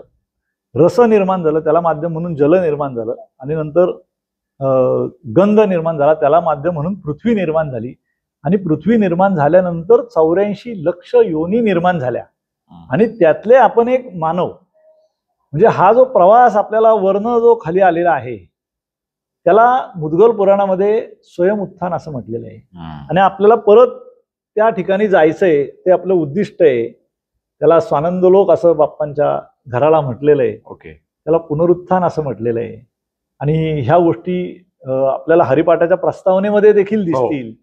ज्ञानेश्वर महाराजांच्या अमृतानुभवामध्ये जो प्रकृती पुरुष पहिला अध्याय आहे, हे जे मी आता सांगितलं, गणपती बाप्पा आणि त्याची योगमाया देवी वल्लभ, हे सगळ्याचं वर्णन तुम्हाला मिळतील. त्यामुळे गाणपत्य संप्रदायामध्ये चैत्र प्रतिपदेचा जो दुसरा दिवस आहे त्या दिवशी बाप्पांचा वल्लभेश मंगलम असा विवाह सोहळा प्रतिकात्मक करण्याची पद्धत आहे. ओके. आणि ह्या पद्धतीने ही सृष्टीची रचना निर्माण झाली आणि मग प्रत्येकाचं कार्य बरोबर हे त्याला दिलं गेलं. आणि आपण जसं आता आपल्या देशाची रचना म्हणतो, राष्ट्रपती, नंतर हे सगळं देश चालवायला पंतप्रधान आणि त्यांचं सगळं मंत्रिमंडळ आहे, त्यांच्या हाताखाली सगळं प्रशासकीय यंत्रणा आहेत, अशी सगळी रचना ह्या आपल्या ब्रह्मांडाची देखील केलेली आहे. आणि हे सर्व सायंटिफिक पद्धतीने पण आपल्याला समजून त्याच्यातनं घेता येईल. बरोबर. आणि यासाठी आपल्याला या शास्त्रांचा आधार घ्यायला लागेल. आणि विशेषत्वाने संस्कृत भाषा देखील ही शिकण्याची किंवा संवर्धन करण्याची प्रत्येक भारतीयाची जबाबदारी असं मला वाटतं. ऍब्सोल्युटली. म्हणजे तुम्ही पण अग्री करतायत की हे आपल्या एज्युकेशन सिस्टीम मध्ये किंवा कुठे काही याचे रेफरन्सेस घ्यायला पाहिजेत का? कारण का ही माहिती फारच कमी लोकांना आहे. म्हणजे आपल्या बघणाऱ्या ऑडियन्स मध्ये पण मला वाटत नाही की एवढी जानकारी त्यांना असू शकते या विषयाबाबतीत. तर भारतात धार्मिकता वाढते पण तत्वज्ञान कमी होते असं तुम्हाला असं वाटतंय का? कारण का या आपल्या सगळ्या या ग्रंथांमधनं जी महत्वाची माहिती होती ती आपण कुठेतरी विसरलोय ओव्हर द टाइम. आणि वेस्टर्न कल्चर किंवा यावर जास्त आपला फोकस झालेला आहे. तर या बाबतीत तुमचं काय मत आहे? नाही, ह्याच्यामध्ये शेवटी बघा, सगळी जी सृष्टी आहे ही त्या गणपती बाप्पाने परमात्म्याने निर्माण केलेली आहे. तुम्ही आज दुसऱ्या देशात गेले तर तिथल्या गोष्टींचं कौतुक तुम्हाला वाटतं. जो फोर्स इथं तुमच्यावर ऍक्ट आहे तो फोर्स तिथं त्यांच्या, म्हणजे ते आपण तिथं गेलो तरी तिथं आपल्यावर ऍक्ट आहे. म्हणजे परमेश्वराचं सगळं सामानच आहे. इथं जो सूर्य दिसतोय तोच तिथं दिसतोय, जे ग्रह तारे इथं दिसत आहेत तेच तिथं दिसत आहेत. फरक हा तुमचं जे अष्टविकारांवरच सगळं आहे. बरोबर. तुम्हाला त्या विकारांनी ग्रासलेलं आहे प्रत्येकाला. आपल्याला वाटतं हा आपल्यापेक्षा सुखी आहे, परंतु त्याची दुःख ती त्यालाच माहिती असतात. बरोबर. आपल्यामध्ये पूर्वीचं जे सर्व ज्ञान होतं हे मौखिक होतं. श्रुती आणि स्मृती असं त्याला संबोधलं गेलेलं आहे. म्हणजे श्रुती म्हणजे हे बोललं गेलेलं मौखिक पद्धतीने, आणि स्मृती म्हणजे ते स्मरणात ठेवलेलं. अशा पद्धतीचं हे ज्ञान आता या कलियुगाच्या ह्याच्यामध्ये हे त्याच्यातले जे संदर्भ आहेत हे कमी होत होत होत अगदी शेवटच्या स्तराला, म्हणजे आपण आता अथर्वशीर्ष पाठ आहे पण लिहायला सांगितलं तर अडचण आहे आपल्याला, कारण संस्कृत भाषाच आपल्या अभ्यासक्रमात नाहीये. बरोबर. आपल्याला म्हणता येतंय किमान आपल्या ह्या आत्ताच्या पिढीपर्यंत ऐकीव का होईना हा संस्कार आपल्यापर्यंत आलेला आहे. परंतु ह्या आत्ता माध्यम देखील अतिशय प्रभावी आहेत. एआय टेक्नॉलॉजी देखील आत्ता आलेली आहे. ह्या माध्यमांच्या आधारे आपण आपली संस्कृती ही नेमकेपणाने पोचू शकतो. आत्ताची पिढी जी आहे त्याला हे असं का हे विचारणारे, आणि त्यात चूक नाहीये. त्याला तुम्हाला सांगता आलं पाहिजे बाबा हे असं का. आता कुठलाही आपले जे सण असतात, उत्सव असतात, त्याला आपल्या पूर्वजांनी जी रचना केलेली आहे त्याला निसर्गाशी जोडलेलं आहे आणि त्याला शास्त्राचा, सायन्सचा आधार आहे. बरोबर. म्हणजे कुठलीही गोष्ट ही ऑर्डिनरी अशी नाहीये. म्हणजे त्या दृष्टिकोनातून आपली वृक्षांची पूजा असेल, नद्यांची पूजा असेल, जलस्रोत आपण प्रदूषित नाही केले पाहिजेत. बरोबर. वायुमंडल प्रदूषित नाही केलं पाहिजे. अशा पद्धतीच्या ह्या सगळ्या आपल्याला सतत तो संदेश दिलेला आणि आपल्या आचरणातून आपण तो पाळत आलेलो आहोत. त्यात फक्त प्रमाण त्याचं कमी जरी झालेलं असलं तरी ते संपणार नाही, कारण ती परमेश्वराची रचना आहे. बरोबर. परंतु आपल्या स्वतःला शिक्षण पद्धतीमध्ये देखील याचा आविर्भाव निश्चितपणे हा करावा लागेल. आत्ताची नवीन न्यू एज्युकेशन पॉलिसी आहे, परंतु ह्याच्यामध्ये आठवड्यातले जे काही 6 दिवस शाळा चालते ती तुम्ही 5 दिवस करून 1 दिवस ह्या नॉन अकॅडमिक डे, म्हणजे आपल्या संस्कृतीसाठी, आपलं जे कल्चर आहे, जी स्पिरिच्युअलिटी आहे, जे सामाजिक उत्तरदायित्व आहे, ह्या सगळ्या गोष्टींसाठी तो 1 दिवस असावा, जेणेकरून आपल्याला व्हॅल्यू एज्युकेशन समजेल. बरोबर. कारण आपल्याला आपण कुठल्याही शास्त्राचा आधार जरी घेतला, जशी भगवद्गीता आहे तशी गणेश गीता देखील आहे, परंतु त्यात तत्वज्ञानच सांगितलेले. ज्ञानेश्वर महाराजांनी हे त्यांच्या अमृतानुभवांना किंवा ज्ञानेश्वरीमधनं किंवा जगद्गुरु संत तुकाराम महाराजांनी देखील त्यांच्या ह्याच्यातनं जे तत्वज्ञान सांगितलंय, जीवनविषयक जो संदेश त्यांनी दिलेला आहे तो त्यांचा अनुभव आहे. बरोबर. आणि त्या अनुभवातनं आपल्याला कसं जगलं पाहिजे प्राप्त परिस्थितीमध्ये, आपल्याला शेवटी हे मनाला त्यांनी समजवलेलं आहे. आपल्याला हा जो देह आहे, देहाच्या स्वरूपामध्ये खूप अवघड गोष्टी आहेत, म्हणून मनालाच जास्तीत जास्त समजवण्याचा प्रयत्न हा सगळ्या संतांनी शास्त्रकारांनी केलेला आपल्याला दिसतो. कारण मन हे सूक्ष्म पातळीवर काम करतं, ते अतिशय चंचल आहे. त्याला स्थिर ठेवणं एका ह्याच्यात हाच एक साधनेचा किंवा उपासनेचा उद्देश आहे. कारण जर मन स्थिर झालं, आपण जिथं कपाळाला गंध लावतो त्या स्थानाला कुटस्थ असं म्हणतो. कुट म्हणजे पार्वती आणि त्याच्यामध्ये जो स्थित आहे तो भगवान शंकर. त्यामुळे ते स्थान अतिशय प्रणम्य आहे आपल्या भारतीय संस्कृतीमध्ये, म्हणून आपण तिथं टिळा लावतो किंवा गंध लावतो. आता त्याच्यामध्ये पण वेगवेगळे प्रकार आहेत. देवीला गेलो तर आपण हळदी कुंकू लावतो. भगवान शंकराच्या इथे गेलो दर्शनाला तर आपण भस्म लावतो. भगवान विष्णूंना गेलो तर आपण अष्टगंध लावतो. बरोबर. परंतु गणपती बाप्पाच्या दर्शनाला गेलं तर शेंदूर लावला पाहिजे. का लावतो? तो ते तत्व, गणेश तत्व आपल्याला लवकर कनेक्ट होतं. त्या दृष्टिकोनातनं ही रचना सांगितलेली आहे. आपण आता उपचार म्हणून ते लावतोय, परंतु त्याची कारणं आपल्याला समजून घेतली तर आपला भाव अधिक बळकट होईल, आपली श्रद्धा अधिक बळकट होऊ शकते. ऍब्सोल्युटली. कारण काय आमची जी पिढी आहे तर ते त्यांना माहिती आहे कसं करायचं, काय करायचं, पण का करायचं हे आम्हाला अजूनपर्यंत माहिती नाहीये. किंवा आता तर असं झालंय, आणि हे तुम्ही पण बघत असाल की भक्त येतात दर्शनाला, गणपतीच्या आपल्या 10 दिवसांमध्ये तरी येतातच, पण एरवी पण येतात आपल्या दर्शनाला. पण नमस्कार करण्यापेक्षा किंवा काहीतरी स्पिरिच्युअल लेवलला कनेक्ट होण्याच्या जास्त महत्वाचं असतं की गणपतीचा आधी फोटो घेतला यायला पाहिजे, किंवा मग मी पण त्याच्यामध्ये दिसून सेल्फी घेणं, किंवा त्या बाकीच्या गोष्टींवर म्हणजे ठीक आहे घ्या, हरकत नाहीये, पण अगदी बाप्पाच्या तुम्ही समोर आहात पण तरी तुम्हाला तिकडे फोटो काढणं जास्त महत्वाचं. तर या गोष्टीला तुम्ही का बघता? का? कारण का हा प्रश्न असा आहे की सोशल मीडिया, त्याच्यावर मग मी एक स्टेटस टाकणार, फोटो टाकणार की अरे आज दर्शन घेतलं. मग ह्या गोष्टी काय जास्ती महत्वाच्या झालेल्या आहेत असं वाटतंय? हा, प्रत्येक गोष्टीचा एक ठराविक लेवलला आदर केला पाहिजे. तो पहिला तर तो येतोय त्याला ठीक आहे, त्याला शेवटी त्या विकारांमुळेच हे सगळं घडतंय. बरोबर. माणसाला एक तर 2 प्रकारे त्याला जोखता येतं की त्याच्या मनाप्रमाणे जर झालं तर त्याचा अहंकार वाढू शकतो, आणि त्याच्या मनाप्रमाणे जर नाही झालं तर त्याचा क्रोध वाढतो. ह्या दोन्ही गोष्टी ह्या समजून घ्याव्या लागतील. ज्या वेळेला तो दर्शनाला येतो, दर्शन हा भाग असतो, परंतु मी दर्शन घेतोय हे दाखवण्याचा भाव जास्त असतो. परंतु आपल्याला त्यातलं जर त्यांना पिढीला ह्या सुधारायचं असेल किंवा त्यांना जर चांगल्या पद्धतीने हे मांडणी याची करायची असेल तर त्यांना विश्वासात घेऊन त्याला पहिलं तर येऊशी वाटतंय, कारण तो आकर्षणाचा तो आहेच. बरोबर आहे. पहिलं येऊशी वाटतंय, त्याला आणलं पाहिजे आणि त्याला त्याचं नंतर समजवलं पाहिजे की बाबा दर्शन म्हणजे काय, की इथं आपण का आलो, का येतोय. इथं आल्यानंतर बाबा तुला क्षणभर का होईना बाकीचं विसरायला झालं का नाही, मग तुला मनाला आनंद मिळला का नाही, किंबहुना त्या आनंदासाठीच तू येतोय का नाही. ह्या गोष्टी समजल्या तर त्या आनंदाचा विस्तार कसा करता येईल याच्यासाठी मग त्याला ते सगळ्या पुढच्या गोष्टी त्या फॉलो कराव्या लागतील. आणि या छोट्या छोट्या आचरणातनं करायच्या गोष्टी, अध्यात्म म्हणजे काय खूप काही वेगळं असं नाही. पहिलं तर आपण छोट्या छोट्या गोष्टींमधनं यम नियम जर पाळले तर मग पुढच्या गोष्टी आपल्याला साध्य होऊ शकतील. किंवा एक भगवंताचं नाव घेतलं तरी या कलियुगात सगळ्या संतांनी तेच सांगितले, तो सार आहे. त्याला येऊशी वाटणं ही पॉझिटिव्ह गोष्ट आपण स्वीकारली पाहिजे. आणि मग नंतर मग त्याला त्याची माहिती देणं, वेगवेगळ्या माध्यमातून, आपल्यासारख्या माध्यमातून माहिती देणं, त्यातनं त्याचा भाव वाढू शकतो, त्याची श्रद्धा वाढू शकते. शेवटी आपलं जे सर्व स्पिरिच्युअलिटी जे आहे ती जे ज्ञान आहे ते ज्ञान आणि विज्ञान ह्याची सांगड घातलेलं आहे. तो ज्ञानमय विज्ञानमयोशी असंच बाप्पाचं स्वरूप आहे. आणि त्या दृष्टिकोनातनं त्यासमोर मांडणी जर केली, मांडणी जर झाली तर अधिक त्याला ते भावेल. आणि मग त्याचा भाव, तो जो कॅमेरा आहे तो बाजूला ठेवून, जे बाप्पानी त्याला जे नैसर्गिक कॅमेरे दिले डोळ्यांचे, कारण दर्शन हे निमिष मात्र सांगितलेलं आहे, क्षणभराचं दर्शन सांगितलेलं आहे, तो भाव त्याला समजायला वेळ लागेल, परंतु तो येतोय ही पॉझिटिव्ह गोष्ट आहे असं मला वाटतं. ऍब्सोल्युटली. नाही, 100% आहे.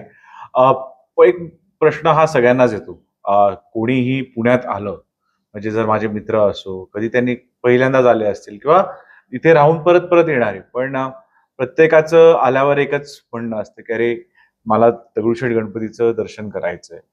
आणि जातो आपण दर्शनाला, गर्दी असते, नेहमीच असते, पण तेव्हा जातो एक 2 क्षण आपण उभं राहतो, तर ते गणपती बाप्पाकडे बघून असं मनातले सगळे विचार 2 क्षणासाठी गायब होतात आणि एक शांतता वाटते मनामध्ये.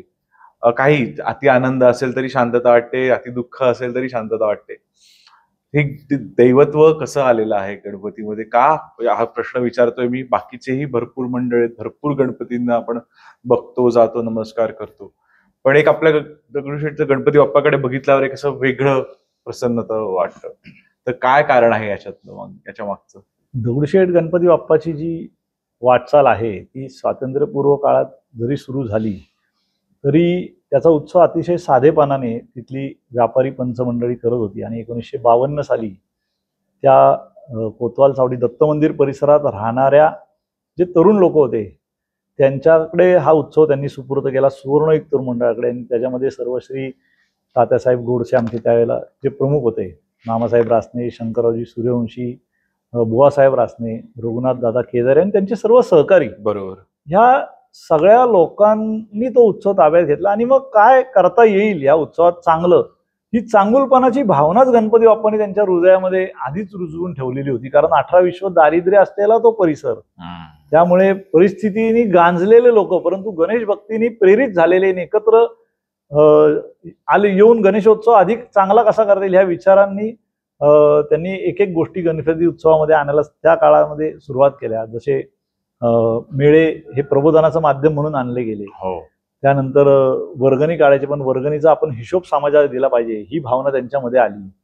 त्याच्यानंतर देणगीची पावती दिली गेली पाहिजे, कारण लोकांना हिशोब सादर केला पाहिजे, बरोबर, हे विषय त्याच्यामध्ये आले. आणि समाज प्रबोधनासाठी वेगवेगळ्या मंदिरांचे देखावे करण्याची कल्पना त्यांनी रुजवली.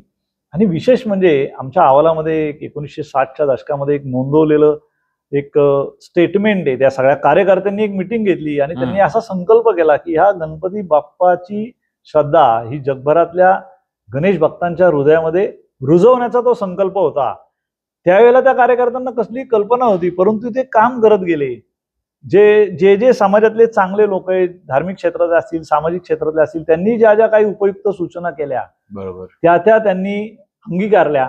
आणि त्याचा परिणाम म्हणून गणपती बाप्पाने त्या सर्व कार्याला आशीर्वाद दिला. जसं पंडित वसंतराव गाडगीळ हे 1968 साली जो आमचा अमृत महोत्सव सुरू झाला, त्यावेळेला शालेय विद्यार्थ्यांची अथर्व शीर्ष पठण ही बाप्पाच्या समोर त्यांनी सुरू केली.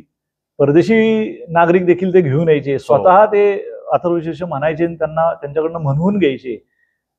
ती जी गोष्ट आहे सामूहिक अथर्व शीर्ष पठणाची कल्पना ही त्या वर्षीपासून दगडूशेठला रुजली. त्याच वर्षी ज्ञानप्रबोधिनीचे जे आप्पासाहेब पेंडसे होते त्यांनी ढोल ताशा पथक, टपरीचं पथक, टिपरीचं पथक हे सुरू केलं. त्यामुळं आणखीन एक वेगळं स्केल गणेशोत्सवाला आलं. त्याचा विस्तार होत होत पुढे दगडूशेठच्या समोर ऋषी पंचमीला आज 35,000 भगिनी, माता भगिनी ज्या सामूहिक अथर्व शीर्ष पठण करतात, त्यांनी एक अतिशय सकारात्मक ऊर्जा निर्माण होते. आणि भारतीय संस्कृतीचं आध्यात्मिक धार्मिक वैभव हे जगाला त्याचं दर्शन होतं. बरोबर, ही अशा गोष्टींमधनं हे दगडूशेठचं भक्तांच्या भक्तीतनं फुलत गेलेलं वैभव आहे. इतर मंडळांना देखील गणेशोत्सवामध्ये एक रचनात्मक त्यांना वळण लागावं, गणेशोत्सवाला विधायकता त्यांच्यामध्ये यावी याकरता राष्ट्रीय गणेशोत्सव स्पर्धा या मंडळांसाठी आयोजित केल्या पुणे पिंपरी चिंचवडमध्ये. त्यांना निकष दिले. 40 कलमी आचारसंहिता कार्यकर्त्यांनी मंडळांनी कसं वागलं पाहिजे ही तयार केली. त्या दृष्टिकोनातून आज पुणे शहरात अनेक गणेश मंडळ वर्षभर कार्यरत झाली. अनेक उत्तमोत्तम समाजकार्य ते करतायत. आणि या गणपती बाप्पाची विशेषता ही जी तिसरी मूर्ती आता, या तिसरी मूर्ती जी यावेळेला बनवली गेली, कर्नाटकचे जे शिल्पकार होते नागेशप्पा शिल्पी, त्यांनी अतिशय शास्त्रोक्त पद्धतीने ही मूर्ती घडवलेली. आणि त्याच्यामध्ये गणेशयंत्र, पुण्याच्या ज्या मुळा आणि मुठा या नद्या आहेत त्याच्या संगमावर त्यावेळेला सूर्यग्रहणाचा मुहूर्त होता. 3.5 तास त्यांनी स्वतः उभं राहून पाण्यामध्ये अर्ध ते गणेशयंत्र हातामध्ये घेऊन 3.5 तास त्यांनी उपासना केली. आणि ओले त्याने जाऊन ज्या ठिकाणी बाप्पाचं काम चाललं होतं मूर्तीचं, तिथे त्यांनी पोटामध्ये ती मूर्ती ठेवली. आणि त्यांनी देखील सांगितलं की या गणपती बाप्पाच्या धार्मिक विधीमध्ये खंड पडता कामा नये, जगभरामध्ये हा बाप्पा प्रसिद्ध होईल. जे स्टेटमेंट सद्गुरू माधवनाथ महाराजांनी केलं होतं की तुमच्या नावाने बाप्पा जगविख्यात होईल, हे दगडूशेठजींच्या नावाने बाप्पा आणि पुण्याचा लक्ष्मी रस्ता त्यांच्या पत्नी लक्ष्मीबाईंच्या नावाने प्रसिद्ध आलेला आपण बघतोय. परंतु ह्याला आशीर्वाद हा फलद्रूप व्हायला देखील 75 वर्ष गेली. ही तिसरी मूर्ती आल्यानंतर हळूहळू, खरे कारण तो बाप्पा बुद्धिदाता आहे, बुद्धीचा तो मालक आहे. त्यांनी जशी बुद्धी दिली तसे हे लोक कार्य करत गेले. यांनी एक बँक काढली, ही सुद्धा खूप मोठी गोष्ट आहे. ओके. त्या बँक काढल्यामुळे आज त्या बँकेचा विस्तार झालेला आहे. आज त्याच्या 22 शाखा आहेत, जवळजवळ 1500 कोटीच्या पुढे त्याचा व्यवसाय, जे समाजातल्या कष्टकऱ्यांना एक मानाचं सन्मानाचं स्थान मिळलं पाहिजे, बरोबर, त्यांना निधी उपलब्ध झाला पाहिजे, ह्या विचारातनं त्यांनी ती बँक काढली. आपला एक कबड्डीचा मुलींचा संघ देखील आहे, म्हणजे स्पोर्ट्समध्ये देखील, कारण स्वतः दगडूशेठजी हे वस्ताद होते, त्यामुळे आपण हिंद केसरी सारख्या स्पर्धा देखील घेतल्या. प्रत्येक समाजातल्या सेक्टरमध्ये आपण गुढीपाडवा ते रामनवमी संगीत महोत्सव आयोजित करतो, कारण बाप्पा हा 14 विद्या 64 कलांचा अधिपती आहे. त्यामुळे त्या कला देखील जोपासल्या गेल्या पाहिजेत. त्याला आज राजेशाही राहिली नाही, परंतु बाप्पाच्या माध्यमातून त्याला समाजाश्रय मिळाला पाहिजे, एक बाप्पांचा आशीर्वाद मिळाला पाहिजे. त्या दृष्टिकोनातून ती रचना आहे. आणि जो आपला वारकरी संप्रदाय आहे, कारण गणेशोत्सव हे प्रबोधनाचं माध्यम आहे, बरोबर, त्यामुळे पालखी झालं, आषाढी झाल्यानंतर आपण त्यांची प्रवचन कीर्तन आयोजित करत असतो, जेणेकरून हे टिकावं, ही संस्कृती टिकावी. खरं काय, लोकांना जीवन कसं जगावं, कारण ही सगळी जीवन जगण्याची कला, संतांचा जो उपदेश आहे ती जीवन जगण्याची कला आहे. आणि अंतिम जे ध्येय आहे, शेवटी सर्वे सुखिना संतु सर्वे संतु निरामय, अशा पद्धतीचं आपलं सगळ्या सृष्टीलाच आपलं मांडलं गेलेलं आहे. आता विश्वात्मके ज्ञानेश्वर महाराज म्हणतात, त्या दृष्टिकोनातनं ही सगळी रचना आहे. आणि दगडूशेठ हलवाई गणपती ट्रस्टची जी दैदिप्यमान वाटचाल आहे, आज देखील आम्ही शिक्षणाच्या क्षेत्रामध्ये 550 विद्यार्थ्यांचं शैक्षणिक जबाबदारी स्वीकारली, जे दारिद्र्य रेषेखालचे आहेत. पुण्यातल्या 55 मराठी माध्यमाच्या शाळांमधले आहेत. आम्ही UPSC MPSCची अभ्यासिका देखील आमच्या आहेत, ही विनामूल्य या सगळ्या गोष्टी. पुण्यातल्या ससून रुग्णालयाला आपण 3200 रुग्णांना रोज बाप्पाचा भोजन म्हणून प्रसाद देतो. वर्षाला 12 लाख भोजन थाळी आपण प्रसाद तिथं दिला होतो. तिथं एक NICU केलाय फिनोलेक्सच्या मदतीने. आपण 5 गरोदर महिलांचे वॉर्ड रिन्युएट करून दिलेले आहेत. त्यानंतर आपल्या 12 रुग्णवाहिका आहेत, ज्या विनामूल्य पुणे शहरात आज काम करतायत. बरोबर, महाराष्ट्रामध्ये डिझेल खर्चात काम करतायत. 2 आपले वॉटर टँकर आहेत, जे पुरंदर सारख्या दुष्काळी जिल्ह्यामध्ये तालुक्यामध्ये आपण दिलेले आहेत. रोज 1 लाख लिटर पाण्याचं डिस्ट्रीब्युशन आहे. आपलं कोंडव्याला वृद्धाश्रम आहे, देवदासींच्या मुलांचं हॉस्टेल आहे. जवळजवळ सगळ्या क्षेत्रामध्ये जिथं ज्याला कुणी नाहीये तिथं गणपती बाप्पाची मदत गेली पाहिजे, ह्या उद्देशाने हे कार्य चाललेले. आज जवळजवळ 185 रुग्णालयांचा दगडूशेठचा टायप आहे. जो कोणी रुग्ण आमच्याकडे मदतीसाठी येतो, 90% त्याचे ऑपरेशन आणि औषधोपचार हे ह्या हॉस्पिटलच्या माध्यमातून विनामूल्य केले जातात. दगडूशेठ उचलून कुणालाही आर्थिक मदत करत नाही, बरोबर, परंतु ह्या माध्यमातून मागच्या वर्षी 73,000 लोकांनी ऑपरेशन आणि त्यांच्या सगळ्या रुग्णसेवेचा लाभ घेतला. प्रतिवर्षी ही संख्या वाढत चालली आहे. वारीमध्ये देखील संत ज्ञानेश्वर महाराज, संत तुकाराम महाराज, सोपानदेव महाराज या तिन्ही मार्गांवर आपले फिरते दवाखाने असतात, डॉक्टर्स असतात, औषधं असतात. अशा अनेक सेक्टरमध्ये दगडूशेठचं योगदान आहे. ज्या ज्या वेळेला नैसर्गिक आपत्ती येते त्या त्या ठिकाणी कायम तिथं मदत करायचा प्रयत्न दगडूशेठ करतं. वॉटर कॉन्झर्वेशनमध्ये जेजुरीच्या पुढे जे पिंगोरी नावाचं गाव आहे, त्या गावातला गाळ आपण 2013च्या दुष्काळात काढून दिला. आज ते गाव स्वयंपूर्ण झालं. गणपती बाप्पाच्या कृपेने त्या गावामध्ये आज देखील पाणी साठा प्रचंड उपलब्ध आहे गाळ काढल्यामुळे. आणि खडकवासला धरणातला गाळ देखील, जो पुणे शहराला पाणी पुरवठा करणारं धरण आहे, पुण्यातल्या 350 गणपती मंडळांच्या सहकार्याने आणि कर्नल सुरेश पाटील यांच्या मार्गदर्शनाखाली दगडूशेठनी विशेष पुढाकार घेऊन त्या ठिकाणी काम केलं. आज पुणे शहराला 1 महिना जास्तीचा पाणी साठा हा त्यामुळे उपलब्ध झालेला आहे. जे वारी रस्ते, अष्टविनायक रस्ते, हायवे, त्या ठिकाणी आपण वृक्षारोपण करण्याची मोहीम 2015 पासून सुरू केलेली आहे. आणि मंदिरात देखील जे अभिषेकाला भक्त येतात त्यांना 1 देशी रोप आपण वृक्ष संवर्धनाचा संकल्प करून दिलं जातं. वर्षाला 1.25 लाख रोपांचं डिस्ट्रीब्युशन आहे. श्रद्धेला सेवेची जोड दिली गेलेली आहे, कारण आज लोकांना सेवा समजते, सेवेतनं श्रद्धा बळकट होणार आहे आणि त्या श्रद्धेतनं तुम्ही त्या तत्वमसीपर्यंत पोहोचू शकाल. ह्या पद्धतीची ही वाटचाल आहे. वाटचाल देव मंदिरावर मानसेवेच्या महामंदिराकडे. त्यामुळेच आमचं घोषवाक्य अशा पद्धतीने आम्ही आता ठेवलेलं आहे.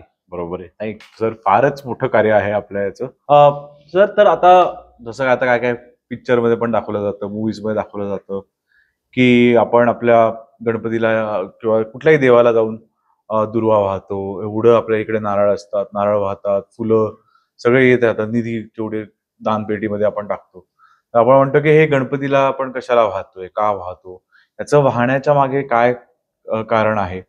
तर या बाबतीत जर थोडंसं आम्हाला सांगितलं, कारण का आमच्या प्रेक्षकांना पण याचा काय उपयोग होतो आणि काय महत्व आहे त्याचं, तर फार बरं होईल. आपल्या अगोदरच्या पिढीकडनं आलेला हा आपला वारसा आहे, परंतु हे असं का केलं जातं, म्हणजे नारळ असेल, प्रसाद असेल, फुलं असतील किंवा अगदी नैवेद्य असेल, हे का अर्पण केलं जातं, ह्याच्या मागची जर भूमिका समजून घेतली तर आपल्याला निश्चितपणे आपली श्रद्धा बळकट होऊ शकेल. आपल्या दोन्ही पद्धतीने आपण समजून घेऊ. समजा दगडूशेठ मंदिराच्या परिसरात किंवा गणेशोत्सवात लोक नारळ अर्पण करतात, दुर्वा फुल अर्पण करतात किंवा प्रसाद अर्पण करतात. आपण बघितलं तर नारळ शेतातनं येतो, फुलं शेतातनं येतात, प्रसाद जो बनतो दुधाचा बनतो, ते दूध देखील ग्रामीण अर्थव्यवस्थेशी निगडीत असलेल्या सगळ्या गोष्टी आहेत. आपल्या पूर्वजांनी अशी व्यवस्था केली की ग्रामीण अर्थव्यवस्था बळकट होईल, कारण हा जो देश आहे हा 70% ग्रामीण भागामध्ये भारत आहे, त्यामुळे ती अर्थव्यवस्था बळकट होते आणि शहरामध्ये रोजगार निर्माण होतो. बरोबर. आणि त्यातला स्पिरिच्युअल जो अर्थ आहे, नारळ हे बुद्धीचं प्रतीक आहे आणि फुल हे मनाचं प्रतीक आहे. आपली बुद्धी आणि मन हे त्याच्या चरणी अर्पण करायचं आहे, म्हणजे त्याची प्राप्ती होऊ शकते, हा त्याच्या मागचा स्पिरिच्युअल अर्थ आहे. ह्या दोन्ही दृष्टिकोनातनं ही व्यवस्था आपल्या पूर्वजांनी करून ठेवलेली आहे. आता आपण नैवेद्य अर्पण करतो, काही लोक उपासाने बोलतात तो देव तुमचा खात नाही आणि तुम्ही कशाला दाखवता, तर ह्या ज्या देवता ज्या आहेत शेवटी ती तत्व समजून घेतली पाहिजे. आपण मानव आहोत, आपण पंचम महाभूतांपासून बनलेला आहोत, परंतु देवता ह्या तेज तत्वाच्या आहेत. त्या तुम्हाला पृथ्वीवर स्पर्श देखील त्यांचा ते होऊ शकणार नाही. त्या गंध ग्रहण करतात, कारण त्या फोर्सचे ते तत्व तुम्ही समजून घेतल्याशिवाय तुम्हाला ही रचना समजणार नाही. बरोबर. कुठलाही नैवेद्य दाखवताना ते स्थूल नैवेद्य ग्रहण करत नाही, तर त्याचा गंध ग्रहण करतात. आणि आपण जे यज्ञामध्ये देखील ज्या हवीर ग्रह जे बरोबर आपण अर्पण करतो, समिधा तूप, ते अग्नीच्या माध्यमातून देवतांपर्यंत पोहोचत असतं. त्या दृष्टिकोनातनं त्या यज्ञांची रचना आहे, त्यामुळे सगळं वायुमंडल देखील शुद्ध होत असतं. त्यात सायन्स पण आहे आणि स्पिरिच्युअलिटी पण आहे, फक्त हे समजून घेण्याची गरज आहे. Correct correct correct. पण सर, जसं आपण परमेश्वराच्या पूजेत कुठली पूजा करतो, त्याच्यामध्ये गणपती बाप्पाला प्रथम स्थान का आहे किंवा त्याची प्रथम पूजा का करतात? गणपती बाप्पाला प्रथम स्थान का आहे, तर याचा थोडासा विस्ताराने याच्याविषयी बोललं पाहिजे. ज्यावेळेला सृष्टी निर्माण झाली आणि पहिल्यांदा ब्रह्मा विष्णू महेश देवी सूर्य हे एकमेकाला भेटले, तेव्हा त्यांच्या लक्षात आलं की आपण एकमेकांपासून बनलेलो नाहीये, आपल्यालाही बनवणारा कुणीतरी असला पाहिजे. म्हणून त्यांनी प्रार्थना केली, यस्मै कस्मै नमः, म्हणजे जो कोणी असेल त्याने आम्हाला दर्शन द्यावं. आणि ही प्रार्थना ज्या स्थानी झाली ते स्थान म्हणजे मोरगाव. ओके. आणि त्या सर्वांच्या हृदयात गणेश मंत्र स्फुरला, ओंकार मंत्र स्फुरला आणि त्या सगळ्यांनी त्या ठिकाणी तपश्चर्या केलेल्या आहेत. म्हणजे आपल्याला ब्रह्मदेवांनी कुठं तपश्चर्या केली, हे जर करा नदीचा जो उगम आहे तिचं पुराणातलं नाव ब्रह्मकमंडलू नदी आहे. अच्छा. तर चतुर्मुख म्हणून जे स्थान आहे बापदेव घाटाच्या इकडे, त्या चतुर्मुखच्या ठिकाणी ब्रह्मदेवाने गणपती बाप्पाची तपश्चर्या केली असा मुद्गल पुराणामध्ये उल्लेख आहे. आणि तिथं वडाचं झाड आहे, बिनपारंब्याचं, जगातलं एकमेव तो वृक्ष आहे, कारण तो ब्रह्मदेवांच्या डोक्याला ते टोचत होतं, त्यामुळे त्यांनी त्याला शाप दिला होता. आणि तिथनं ब्रह्मकमंडलू नदी ही कशी तयार झाली, तर ब्रह्मदेव प्रदक्षिणा मारत असताना त्यांच्या कमंडलू मधलं जे पाणी आहे त्यांचा पाय त्याला लागला आणि तो कमंडलू प्रवाहित झाला आणि त्यातनं ती ब्रह्मकमंडलू नदी ही प्रवाहित झाली आणि ती मोरगाव मार्गे मग पुढं नीरा आणि करेचा संगम झालेला आपण आता पाहतोय. बरोबर. तसं भगवान शंकरांनी मोरगावमध्ये मध्यमेश्वर मंदिर आहे तिथं तपश्चर्या केली. भगवान विष्णूंनी काटेवाडी सोनगाव बारामतीमध्ये त्या ठिकाणी बेट आहे, करा नेरेचा संगम आहे, तिथे भगवान विष्णूंनी केली असा उल्लेख आहे. ह्या सगळ्या पंचेश्वरांनी गणपती बाप्पाची तपश्चर्या केली आणि ज्यावेळेला बाप्पा दर्शनाला आले त्यावेळेला त्यांना विनंती केली की आमचं कार्य, आमचं स्वरूप आम्हाला सगळं सांगावं, स्थान आम्हाला द्यावं. मग गणपती बाप्पांनी प्रत्येकाला सगळ्यात पहिलं सत्य संकल्प सिद्धी दिली, म्हणजे तुम्ही काही संकल्प केलात मनात तर तात्काळ तो सिद्धीच जाईल. बरोबर. आणि नंतर मग ब्रह्मदेवाला निर्मितीचं कार्य दिलं, त्यांना सत्यलोक प्रदान केला गेला. त्यानंतर विष्णूंना त्यांनी हे वैकुंठ लोक दिला, त्यांना पालन पोषणाची जबाबदारी, भगवान शंकरांना कैलास लोक दिला, त्यांना संहाराची जबाबदारी दिली. देवीला हे संपूर्ण जे सृष्टी आहे ती मोहून टाकण्याचं काम आणि शक्ती प्रदान करण्याचं कार्य आदिशक्तीला दिले गेले. तिला शक्तिलोक प्राप्त झाला. बरोबर. आणि भगवान जे सूर्य आहेत ते जीवनदाता आहेत, तो आत्मा आहे, त्याच्याशिवाय ही सृष्टी चालणार नाही. हो. तर त्यांना ती शक्ती प्रदान केली गेली, त्यांना सूर्यलोक दिला आणि तिथनं ते सगळे त्यांच्या त्यांच्या लोकामध्ये गेले, असं मुद्गल पुराणाच्या 6व्या खंडामध्ये वर्णन आलेलं आहे. परंतु याचा आणखीन वेगळ्या पद्धतीने आपण जर बघितलं तर ज्ञानेश्वर महाराज ओम नमोजी आद्या वेद प्रतिपाद्या जय जय स्वसम वेद्या आत्मरूपा देवा तुची गणेशू, हे ज्ञानेश्वर महाराज देखील म्हणतायत. जगद्गुरु संत तुकाराम महाराजांनी देखील असंच बाप्पाचं वर्णन केलेलं आहे. अकारत ब्रह्मा उकारत विष्णू मकारत महेश जाणीला, हे तीनही देव जेथोनी उत्पन्न तो हा मायबाप गजानन. या तीनही देवांचं उत्पत्ती स्थान म्हणजे गजानन आहे, असं त्यांनी सूचित केलेलं आहे. आणि आपण बघतो श्रुतीने देखील तसं सांगितलेलं आहे.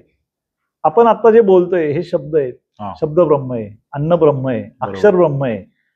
त्याप्रमाणे ह्या सगळ्या देवता देखील ब्रह्म आहेत. हे पंचेश्वर देखील एकेकाच गोष्टीचे अल्टिमेट आहेत. बरोबर. जेव्हा निर्मितीचं कार्य हे ब्रह्मदेवांना दिले, ते भगवान विष्णूंना ते येणार नाही, त्यांना पालन पोषणाची जबाबदारी ती भगवान शंकरांना येणार नाही. अशा पद्धतीची रचना आहे.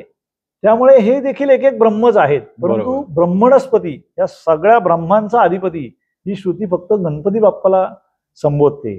त्या पद्धतीने आपण मानव आहोत, आपल्यापेक्षा स्वर्गातल्या देवता ज्येष्ठ आहेत आणि त्यांच्यापेक्षा हे पंचेश्वर ज्येष्ठ आहेत. परंतु ज्येष्ठराज हा शब्द श्रुती फक्त गणपती बाप्पाला संबोधते. बरोबर. आणि गणपती बाप्पांचं जर स्वरूप आपण समजून घेतलं तर त्यांचं मुख आहे ते गजमुख आहे, आणि जो खालचा जो भाग आहे शरीराचा तो मानवासारखा आहे किंवा देवतांसारखा आहे. त्याचं गणपती बाप्पाचं नाव हे गणेश आहे. तो जो ग शब्द जो आहे, जे जे आपल्या मनाच्या वाणीने जाणता येतं त्या गोष्टीला आपण सगुण असं म्हणतो. बरोबर. आणि तो निर्देशित तो ग शब्द करतो, म्हणजे मुखाच्या खालचा भाग हा ग शब्द निर्देशित करतो. आणि आपल्या मनाच्या वाणीच्या अतीत जे जे सर्व काही आहे त्याला निर्गुण असं संबोधलं गेलेलं आहे.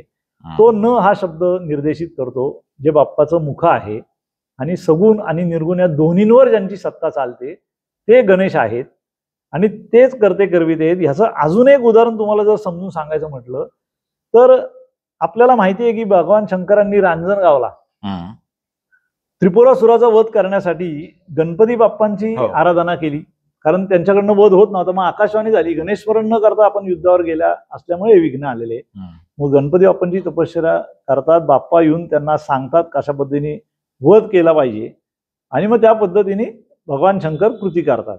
तसंच सिद्ध टेकला भगवान विष्णूंना मधु आणि कैटम नावाच्या राक्षसाचा वध करण्यासाठी जेव्हा विघ्न आलं तेव्हा देखील आकाशवाणी झाली, गणेश स्मरण त्यांनी केलं. मग बाप्पानी त्यांना वर दिला, आशीर्वाद दिला, आणि मग ते कार्य पार पडलं. तसं लेण्याद्रीला पार्वती मातेनी तपश्चर्या केली बाप्पांची. आपण थेऊर चिंतामणीला गेलो तर ब्रह्मदेवानी सृष्टी निर्मितीच्या कार्यात ज्या अडचणीत होत्या त्या ठिकाणी त्यांनी तपश्चर्या केलेली आहे. आपण जर विदर्भात गेलो तर कळंब नावाचं क्षेत्र आहे, तिथं भगवान इंद्रांनी केलेली आहे, अनेक ऋषीमुनींनी केलेले आहेत.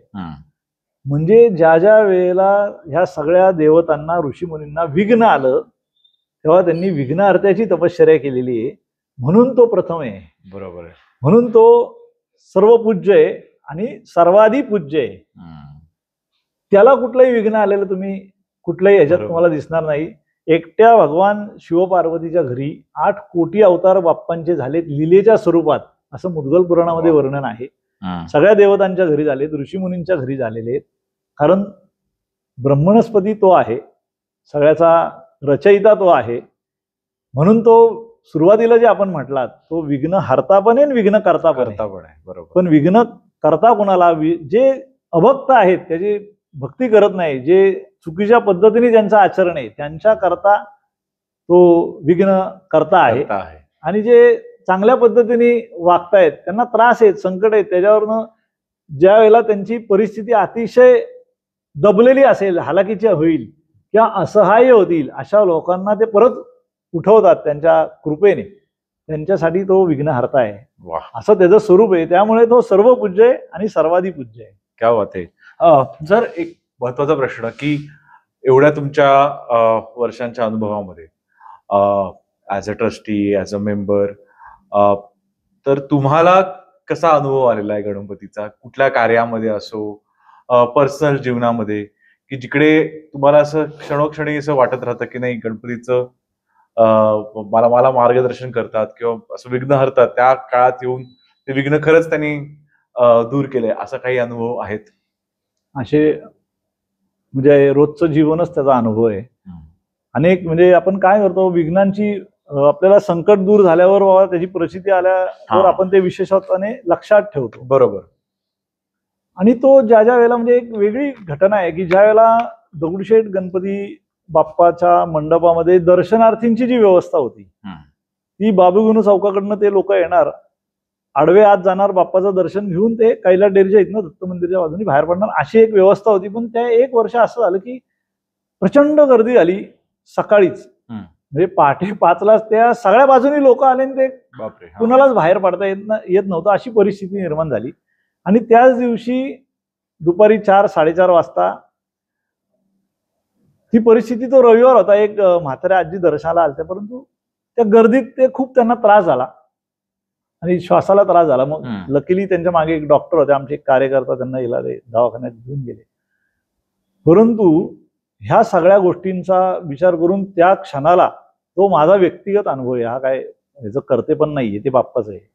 त्यांना प्रार्थना केली की आता हे आम्हाला जर सुधारायचं असेल तर आम्हालाच बुद्धी द्या, हे काय कसं सुधारायचं.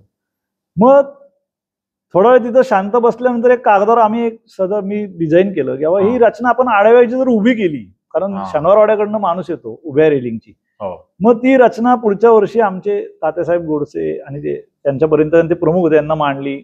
अशोक भाऊ गोडसे, आमचे सगळे प्रमुख कार्यकर्ते, माणिक दादा चव्हाण असतील, या इतर सगळे आमचे हेमंत भाऊ रासने, राजाभाऊ सूर्यवंशी, अशा सगळ्यांना आम्ही 4-4 मिटिंग घेऊन त्या रचना मांडल्या मोठ्या स्केलवर मिटिंग घेऊन, तेव्हा असं केलं तर आपल्याला हे होईल. मग त्या वर्षीपासनं ती जी रेलिंगची रचना आली, कारण तो फ्लो अलॉंग द फ्लो ती रचना झाली, त्यामुळे कुठेही चेंगराचेंगरी होण्याची शक्यता टळली.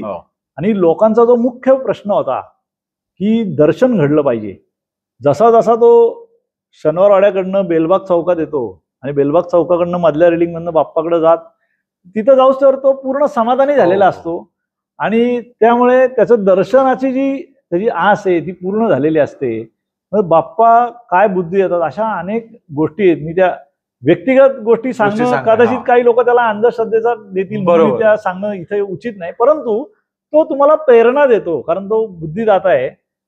तुम्ही कुठल्याही गोष्टीवर मात ही निश्चितपणे करू शकता, कारण तो तुमच्यासाठीच बसलेला आहे. तुम्ही किती अर्थतेने फक्त त्याला आळवताय, बरोबर आहे, त्याच्यावर ते ठरत असतं. अगदी बरोबर. सर, पण आता एवढ्या वर्षांपासून तुम्ही बघत आलाय पूर्वीचा गणेशोत्सव आणि आत्ताचा गणेशोत्सव, तर काय बदलत गेलं, काय चांगल्या गोष्टी अडॉप्ट झाल्यात किंवा काय वाईट गोष्टी आलेल्या आहेत नवीन? वाईट मध्ये तर माहितीये, लोक दारू पिऊन वगैरे सामील होतात बाबा, पण त्यांच्यासाठी ते जास्त करून एन्जॉयमेंट आहे, मोर दॅन स्पिरिच्युअलिटी किंवा गणपतीची भक्ती. जे आपण एक बघतो, एक डॉल्बीचं आता एक चांगलं हे झालंय की डॉल्बी बंद होऊन आता फक्त ढोल ताशे जास्तीत जास्त त्यांना आपण सपोर्ट करायचा प्रयत्न करतो, तर हे तर आम्हाला दिसतं. पण तुमच्या दृष्टीने ओव्हर द टाइम कसं हे बदललंय? याच्यामध्ये अगोदरच्या काळामध्ये आर्थिक तेवढं परिस्थित्या नव्हत्या, त्यामुळे तिथे धार्मिक स्वरूप जास्त होतं गणेशोत्सवाचं पहिल्या काळामध्ये. म्हणजे स्थानिक कार्यकर्तेच सजावट करणार, त्या मंडपाची उभारणी फक्त मंडपाला करणार, पण बाकी सगळ्या तयाऱ्या ह्या गणेशोत्सवाचे कार्यकर्ते करायचे. भजनी मंडळ असायचे किंवा पूजा व्हायची सत्यनारायणाची वगैरे, त्याला धार्मिक स्वरूप होतं. किंवा देखावे सुद्धा त्या त्या काळच्या ज्या समाज प्रबोधनाच्या व्हायच्या किंवा पौराणिक जास्त व्हायच्या. जसं जसं काळाचं स्वरूप बदलत गेलं तसं तसं आधुनिकता येत गेली आणि धार्मिकता त्याची कमी होऊन मधल्या काळामध्ये हा उत्सव वेगळ्या दिशेकडे जात होता. मग त्यासाठी आमच्या तात्यासाहेब गोडसे आणि त्यांचे जे सगळे सहकारी होते, शंकररावजी सूर्यवंशी, बुवा रासने, मामा रासने, या सर्वांनी आपले ज्येष्ठ पत्रकार जे होते गोपाळराव पटवर्धन, त्यांनी दिलेल्या सल्ल्यानुसार की आपल्याला विधायकता जर वाढवायची असेल तर या सगळ्या गणपती मंडळांच्या स्पर्धा आयोजित केल्या पाहिजे असा विचार आला.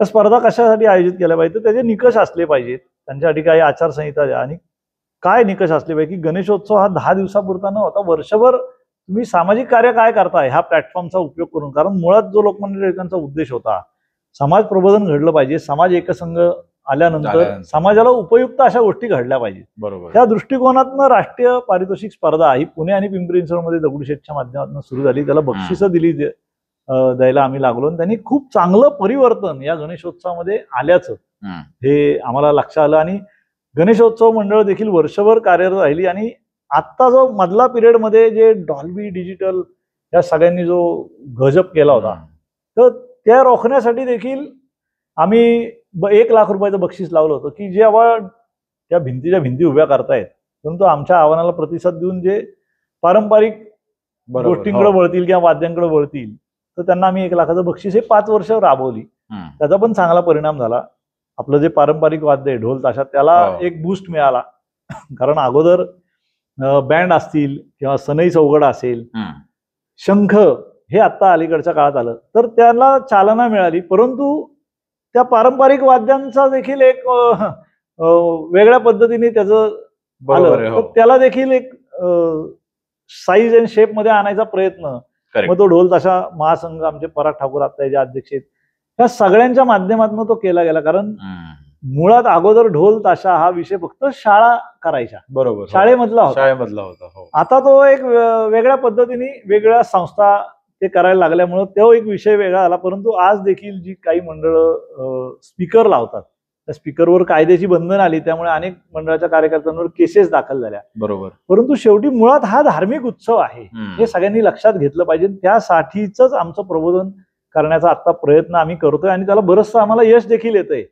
आता या वेगवेगळ्या कल्पना ज्या भागामध्ये कसं असतं गर्दीचा अट्रॅक्शन पॉइंट हा निश्चित शिवाजी रस्ता, दगडूशेठ आणि मंडई असेल, कसबा असेल, हे 5 गणपती असतील किंवा बाकीचे महत्वाचे गणपती असतील. परंतु स्वाभाविक प्रत्येक कार्यकर्त्याला वाटणार बाबा आधीच्या काळात इथं फार गर्दी व्हायची परंतु आता गर्दी कमी होते तर त्याला आपल्याला त्याची रचना किंवा त्याला जो येणारा वर्ग आहे बरोबर कारण खूप मोठा वर्ग आहे आणि त्या वर्गाला आपण पुणे शहराच्या वतीने एक सगळ्यांनी मिळून बाबा काय दाखवलं गेलं पाहिजे ह्याची एक अरेंजमेंट केली पाहिजे. हा गणेशोत्सव ग्लोबल झाला पाहिजे. करेक्ट. देश परदेशातले लोक याला येतात परंतु त्यांना आपण नेमकं या उत्सवाचं वैशिष्ट्य काय दाखवणार आहोत, काय सांगणार आहोत, त्याला कसं परिणामकारकरित्या आपल्याला प्रेझेंट करता आलं पाहिजे ह्या दृष्टिकोनातून आता आमच्या सगळ्यांची आखणी चालू आहे. त्याला पण देखील चांगलं यश आम्हाला मिळतंय. शेवटी हे सातत्याने संवादाचा विषय पोलीस प्रशासन असेल, महानगरपालिका प्रशासन असेल, एमएससीबी असतील, गणेशोत्सव मंडळाचे कार्यकर्ते, चालक, सर्व घटक जे आहेत कारण यात खूप मोठी आर्थिक उलाढाल होत असते,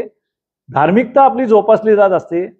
ह्या सगळ्या गोष्टी याच्यातनं घडत असतात आणि त्या घडत असताना काही ज्या त्रुटी ज्या आहेत ह्या त्रुटींसाठी ती साधारण 30% या अवॉइड करता येण्यासारख्या ज्या गोष्टी आता त्यासाठी विसर्जन मिरवणूक हा सगळ्यात 10 दिवस अडचण येत नाही. बरोबर. पहिले 9 दिवस अतिशय भक्तिभावानेच हा उत्सव होतो.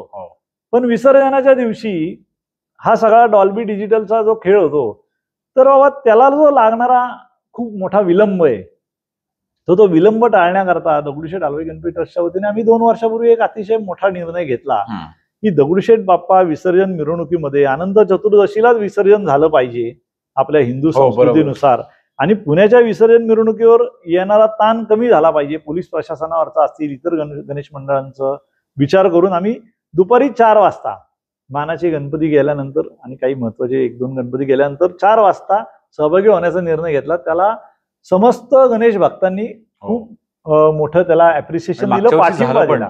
2 वर्ष सलग झालं. राईट टाइम 4 वाजता आम्ही निघतो. आज नाही पण त्याचा रिझल्ट तुम्हाला काही वर्षात दिसेल. शेवटी हा एक प्रयत्न आहे कारण लोकांचं जे आकर्षणाचा जो विषय असतो तो दगडूशेठ बाप्पा असतो. कारण 2 वर्षापूर्वी ते आम्ही अनुभवलो की बाप्पा सकाळी 8 वाजता निघाले. रात्रभर लोकांचे लोंडेच्या लोंडे मंदिरापाशी येत होते. त्यातनं चेंगराचेंगरी होण्याची अभूतपूर्व परिस्थिती निर्माण होत होती. परंतु बाप्पाच्या कृपेने ते घडलं नाही.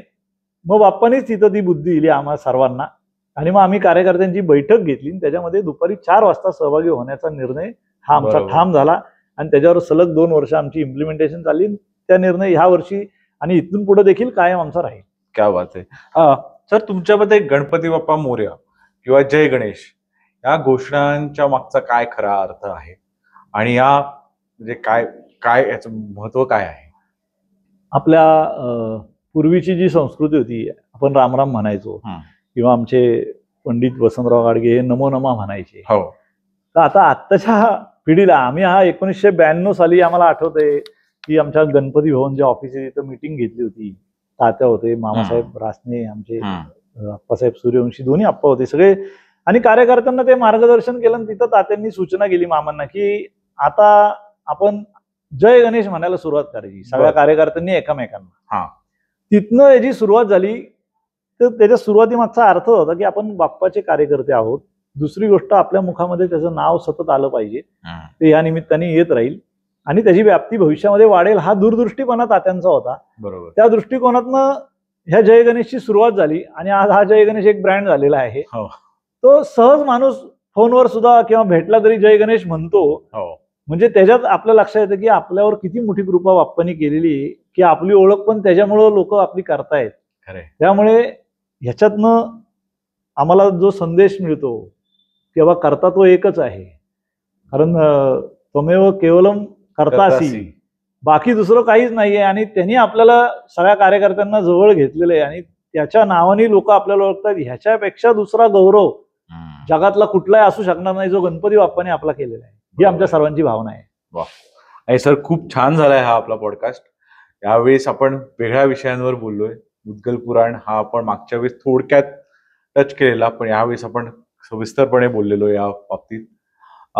तर शेवटचं आहे की या वर्षी आता जो होतोय गणपती उत्सव चालू झालाय, तर लोकांना काय तुम्ही सांगाल की एक सेफ्टी पॉइंट ऑफ व्ह्यूनी किंवा हा आनंद जर तुम्हाला अजून जास्त स्पिरिच्युअल करायचा आहे तर मग काय फॉलो करा, काय नका फॉलो करू, काय थोडंसं एकदा सांगू शकलात तर ते फार बरं होईल. नाही, प्रत्येक जण परंपरेने गणपती बाप्पा हा गणेशोत्सवात आपल्या घरी बसवत असतात आणि खूप आनंद असतो. त्याची तयारी 1 महिना सगळे अगदी आनंदाने करत असतात. जे करत नसतील ते सार्वजनिक गणेशोत्सव पाहायला येतात, कारण तो एक खूप मोठा सार्वजनिक सोहळा असतो. संपूर्ण जगाचं लक्ष या ठिकाणी लागलेलं असतं. एक छोटीच गोष्ट मी सांगतो. आता आमच्या मंदिरामध्ये आम्ही एक नोंद ठेवलेली आहे. दर महिन्याला 500 फॉरेनर वेगवेगळ्या देशांचे बाप्पाच्या दर्शनाला मंदिरात येत असतात. गणेशोत्सवात 2 कोटी लोक 10 दिवसात येऊन जातात. हा एक 2 वर्षापूर्वी पोलीस आयुक्तांनी मीटिंग मध्ये जाहीर केलेला आकडा आहे. तर ह्या सगळ्या लोकांचं आपल्याला नियोजन करावं लागेल आणि गणपती बाप्पाच्या दर्शनाला येताना आपल्या तिथं सुरक्षा व्यवस्था या चोख असतातच, परंतु गर्दीचं नियोजन हा सगळ्यात मेन टास्क आहे. तर आता मेट्रोची व्यवस्था मंडई स्टेशन झाल्यामुळे झालेली असल्यामुळे लोकांना एक त्यात फायदा आला की गाड्या आणायची गरज नाही. मेट्रोनी दर्शन त्यांना निश्चितपणे प्रमुख गणपतींचं तिथं घेता येणार आहे. परंतु आपण भक्तांनी देखील काळजी घेतली पाहिजे आणि याची भक्ती वाढवायला आपण घरोघरी बाप्पा बसतातच. बरोबर. एक छोटीशीच गोष्ट आहे की गणपती उत्सवामध्ये बाप्पांच्या उत्सव मंडपामध्ये सत्यविनायक करावा अशी आग्रहाची विनंती या माध्यमातून माझी गणेशोत्सव मंडळांना किंवा गणेश भक्तांना राहील. आपण सत्यनारायण करतो श्रावणामध्ये, परंतु जो बाप्पा आपण बसवतो त्या देवतेचा सत्यविनायक सांगितलेला आहे, सत्य दत्तही सांगितलं आहे, भगवान शंकरांचाही ते त्या पद्धतीने. परंतु आपल्याला कल्पना नाहीये, तर आपल्या गुरुजींना आपण संवाद करून सांगून तर ते अधिक आपल्याला ते तत्व कनेक्ट होऊ शकतं. बरोबर. कारण सत्यविनायकामध्ये हे पंचेश्वर सत्यविनायक करायचे असा त्या पोथीमध्ये उल्लेख आहे. बरं. आणि भगवान श्रीकृष्ण सुदाम्याला ते सांगतायत, भगवान शंकर देवी पार्वती मातेला तो सत्यविनायकाचं महात्म्य सांगतायत. हे आपल्याला गणेश तत्व अधिक समजून घेता येईल आणि आपण अधिक चांगल्या पद्धतीने बाप्पांशी जोडले जाऊ शकू. कारण 10 दिवसात त्याचं अस्तित्व हे पृथ्वीवर हे विशेषत्वाने असतं. त्यामुळे सत्यविनायक आपण करावा अशी आपल्या माध्यमातून सर्वांना मी विनंती करतो. सर, थोडंसं सत्यविनायका बाबतीत सांगाल आम्हाला, कारण का काय हे माझ्यासाठी तरी नवीन आहे. म्हणजे ही पूजा म्हणजे कुठल्याही आपण 1 ते 10 दिवसांमध्ये कधीही करू शकतो का काय? ही वर्षभर कधी करू शकतो, पण गणेशोत्सवामध्ये गणेश तत्व हे 10 दिवस विशेषत्वाने हे पृथ्वी तलावर असतं, जसं नवरात्रामध्ये देवीचं असतं तसं.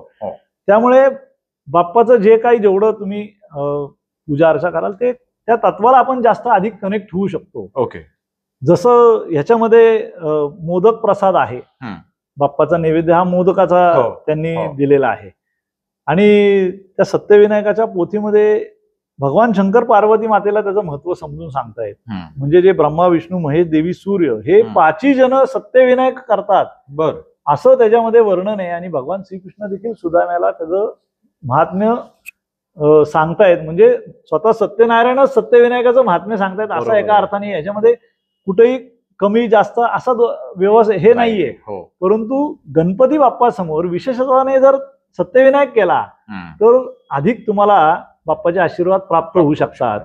आणि जेवढा वेळ सत्यनारायणाला लागतो तेवढाच वेळ त्याला, 1 तासाभराची ती पूजा असते. दगडूशेठ हलवाई गणपती मंदिरामध्ये दर शुक्रवारी ही व्यवस्था आम्ही केलेली आहे. आणि त्याच्यामध्ये विशेषत्वाने शुक्रवार, मंगळवार, विनायकी चतुर्थी किंवा कुठल्याही दिवशी तुम्ही करू शकता असं त्यांनी दिलेलं आहे. तर हे व्रत प्रचलित व्हावं आणि लोकांना बाप्पांचे आशीर्वाद प्राप्त व्हावेत, विशेषत्वाने गणेशोत्सवामध्ये किंवा श्रावण असेल किंवा आता आपली व्रतवैकल्य सगळी सुरू होतील. तर त्या दृष्टिकोनातनं सत्यविनायकाचं महत्व लोकांपर्यंत पोहोचावं यासाठी सत्यविनायक आपण आवर्जून करावा अशी आपल्या माध्यमातून विनंती. एक शेवटचा प्रश्न आता जस्ट सुचला तो, हे जे नवीन आता रूल पास केलेला आहे विसर्जनाचा, त्या बाबतीत तुमचं काय म्हणणं आहे? आय थिंक पीओपीच्या गणपतींवरचं एक स्टेटमेंट पास झाली आहे, तर त्याच्यावर थोडासा लाईट टाकू शकाल? आता पीओपी मूर्ती बनवण्यावरची बंदी ही उठवली गेलेली आहे हायकोर्टाकडून.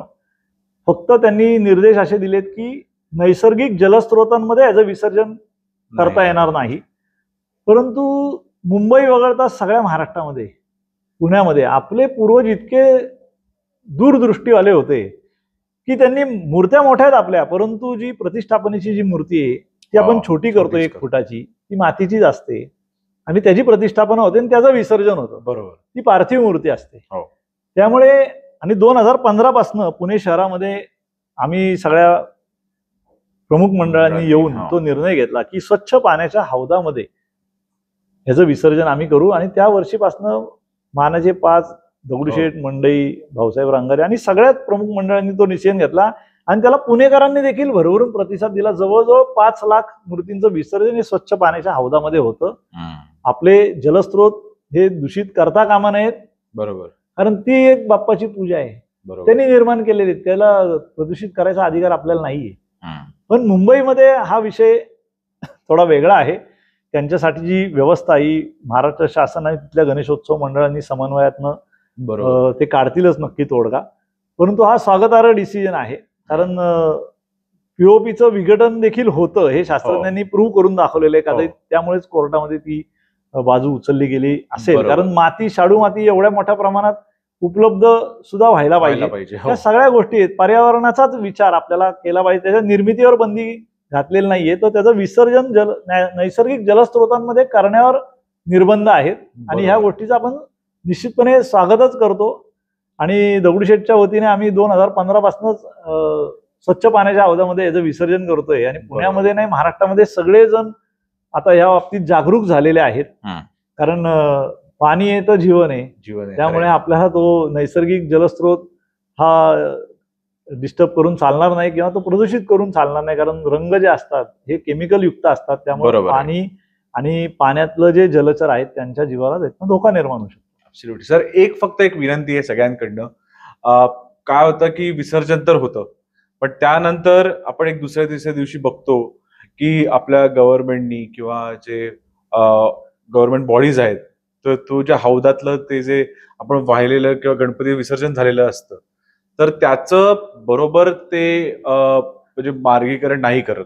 की असं कधी कधी वाटतं की काही JCB लावलेत हे, पण त्या श्रद्धेने आपण एवढ्या दिवसांनी जो आपण विसर्जन केलेला गणपती आहे, किंवा हे मुंबईमध्ये पण बघितलं जातं आपण, किंवा असे आपले भरपूर सोशल मीडियावर फोटो येतात की गणपती असे वेगवेगळ्या ह्याच्यात, म्हणजे एक हात तुटलाय, काही ते असं त्या मूर्तीला डॅमेज झालेले आहेत, अशा ह्याच्यात बघायला मिळतात. तर त्यासाठी काही आपण करू शकतो का, की म्हणजे विसर्जनाच्या नंतरचं विसर्जन ते नीट व्हायला पाहिजे? मुळात विसर्जन हे पार्थिव गोष्टीचं होत असतं.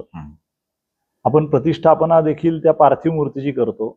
ही गोष्ट तशी थोडी सगळ्यांनी समजून घेतली पाहिजे. बरोबर. ती प्राणप्रतिष्ठापना झाल्यानंतर 10व्या दिवशी ज्यावेळेला आपण अनंत चतुर्दशीला विसर्जन करतो, तेव्हा तो प्राण जो आहे बाप्पाचा तो पंचतत्वात विलीन होतो. त्यामुळं ती मूर्ती जी पहिली तुम्ही बसवली त्या दृष्टिकोनातनं त्याच्याकडे बघून चालणार नाही. नाहीतर मग तुम्हाला जगणंच मुश्किल होईल. बरोबर. कारण एकदा तुम्ही विसर्जन केल्यावर ते गणेश तत्व त्याच्यामध्ये नाहीये. श्रद्धा आहे का तर श्रद्धा बरोबर आहे, आहे, हो. परंतु त्याचा थोडासा समन्वय हे ज्या सगळ्या एजन्सीज आहेत, गव्हर्नमेंट एजन्सी, त्यांनी देखील त्या पद्धतीने त्याची योग्य पद्धतीने त्याचं पुढचे सर्व सोपस्कार करावेत. गणेश भक्तांच्या भावना ह्या तीव्र असतात, परंतु भक्तांनी देखील ही गोष्ट समजून घेतली पाहिजे बरोबर की आपण प्रतिष्ठापना करतो हो. आणि पार्थिव मूर्तीचं विसर्जन केल्यानंतर त्याच्यात ते तत्व राहत नाही. हो. कारण बाप्पाला तुम्ही निरोप देता म्हणजे काय करता, बरोबर. नाही तर मग तुम्ही दिलाच नाही असं होईल. हा. म्हणजे पार्थिव मूर्तीपुरतं बोलतोय, तो Correct, कायम correct. तुमच्या हृदयामध्ये आसनस्थ आहे. तर हा एक उत्सव करतो म्हणजे तो विषय त्या दृष्टिकोनातून समजून घेतला पाहिजे आणि प्रशासनाने देखील त्याच्या बाबतीत अधिक दक्ष राहिलं पाहिजे, जेणेकरून कुठल्याही प्रकारे कुणाचाही रोष निर्माण होणार नाही आणि अगदी बरोबर. व्यवस्थित ते मार्गी सगळं लागू शकेल. खरे, अगदी खरे. तर आपला पॉडकास्टच्या एंडला आलेलो आहे. तर थँक्यू सो मच सर, तुम्ही यावेळेस परत आम्हाला टाइम दिला आणि सर्व गणेश भक्तांना हा गणेशोत्सव खूप छान जावा, सगळ्यांना सुख समृद्धीचं जावं. आणि तुम्हालाही काही प्रश्न असतील तुम्ही प्लीज कमेंट करा. आपण इकडे बाकीच्या आपल्या गणपतीच्या सगळ्या लिंक्स देऊ, दगडूशेठ गणपतीच्या यांचे लिंक्स देऊ. काही प्रश्न असतील तुम्ही नक्की कमेंट करा. आणि सर आम्हाला फक्त एकदा कॅमेराकडे बघून आम्हाला लाईक करा, फॉलो करा आणि सबस्क्राईब करा. आणि यावेळेस गणेशोत्सवाचा सगळ्यांनी भरपूर आनंद घ्यावा, एवढं फक्त एकदा कॅमेरामध्ये बघून सांग. सर्वांना ह्या पॉडकास्टच्या माध्यमातून आगामी गणेशोत्सवाच्या हार्दिक शुभेच्छा.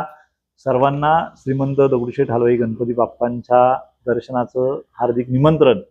आणि हा जो पॉडकास्ट आता आमच्या मित्रांनी जो घेतला आहे त्याला आपण आवर्जून पहा, त्याला लाईक करा, सबस्क्राईब करा आणि तो इतरांना देखील पाठवा, जेणेकरून बाप्पांचे आशीर्वाद घेण्यासाठी आपण सर्वच जण प्रेरित होऊ शकू. धन्यवाद. जय गणेश. जय गणेश.